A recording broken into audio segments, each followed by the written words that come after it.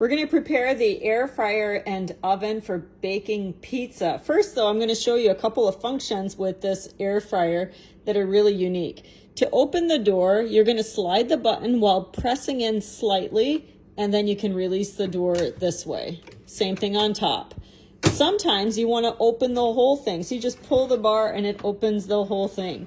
So for today, I'm using the pizza stone that is designed for the air fryer. You'll notice there's a lip in the back, and I'm going to leave it in here to preheat.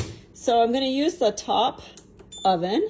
I'm going to use the stone bake feature. This is unique for us. Press the button in, it turns it on. It defaults at 425 for 15 minutes, which I will agree with. If you want to adjust the time, you can. Press the start button and the preheating begins. I'm going to use the metal pizza peel, and to prepare this you want to make sure you've got some cornmeal on there. It's going to provide the material that you need for your dough to slide forward. So once you've got your dough laid out, go ahead and just lift it up and lay it on your peel, and we're going to quickly build the pizza. You don't want this to sit on your peel for very long because it will start to stick. So I'm just going to do a little bit of mozzarella cheese, and I've got some sauce here. I always like to do a layer of cheese first to produce a crispier crust.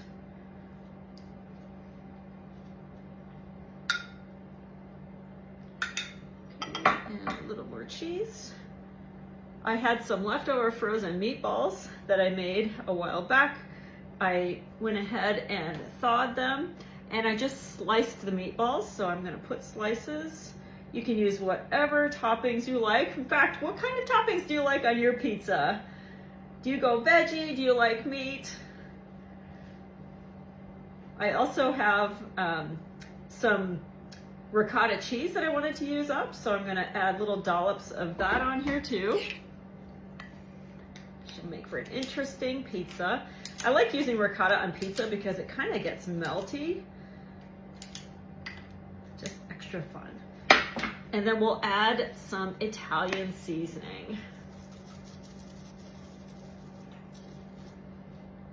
It's always a good idea to kind of test it first. Move it back and forth. Do you see the dough shaking and wiggling back and forth?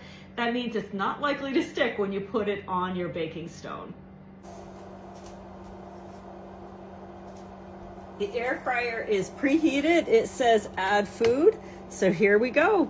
You're going to take your pizza peel, bring it inside close to the back of the stone, and then just shake it until it slides right off. Just like that.